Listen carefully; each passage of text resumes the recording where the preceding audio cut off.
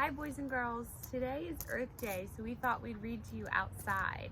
Earth Day is a day that we celebrate our Earth and everything that it gives us. So today we're going to read a book called Our Tree Named Steve. And it's about a family and their appreciation for a special tree that they had in their yard. Dear kids, a long time ago when you were little, Mom and I took you to where we wanted to build a house for us to live in. But in order to build there, men had to come and clear the land.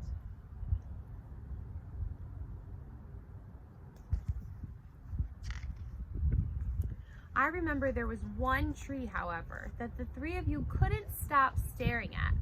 Adam thought it was crying, Lindsay said it looked nervous, and Sari, who was only 2 years old, couldn't pronounce the word tree and called it Steve. I love you, Steve, she kept saying.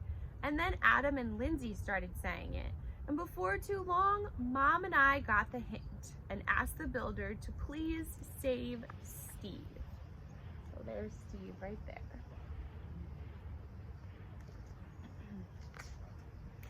The day we moved in, Steve was there to greet us.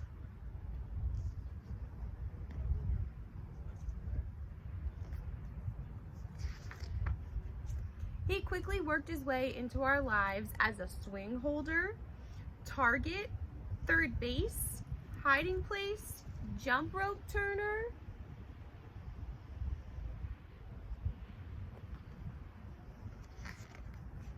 and whenever our dryer broke down, he held our underwear with pride.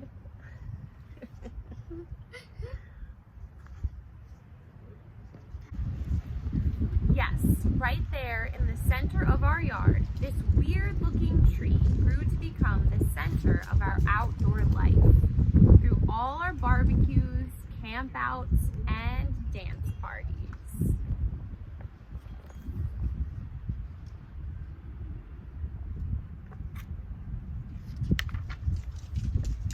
Or when Adam and Lindsay started getting crushes on the Simon kids next door, Steve adjusted to our every need. Why is he purple? I think it's just the time of day.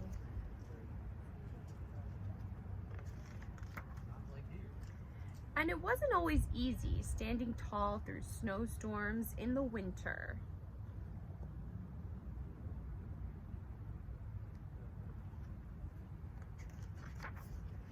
Or when Uncle Chester napped in the hammock, couldn't possibly have been fun. What happened? Look what happened. I know.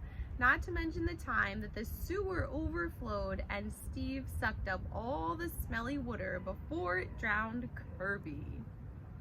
Who's Kirby? Their dog. See him up there on the doghouse?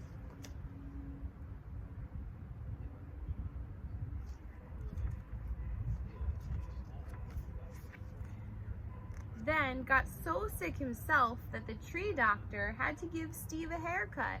That made him look like a big thumb.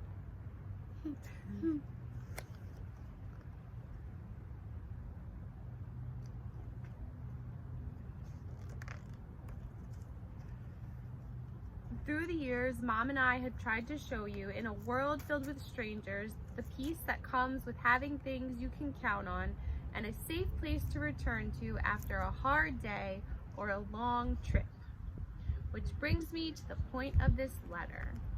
Last week, a storm hit our area.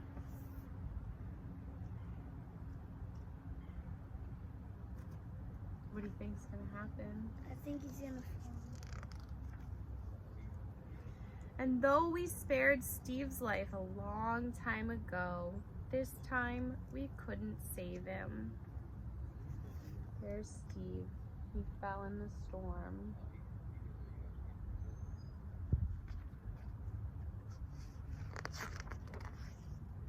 Are we sad? Sure we are. But even in his final moments, when he could have fallen on our house, Sari swings, Kirby's house, or Mom's garden, Steve performed his last trick and protected all of us to the very end. And friends like this are hard to find.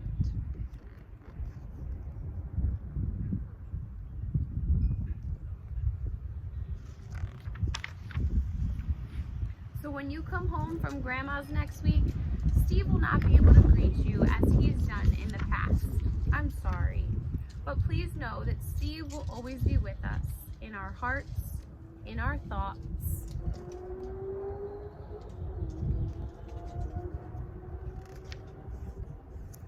And in a different tree at the other end of our yard. See you next week. Love, Dad.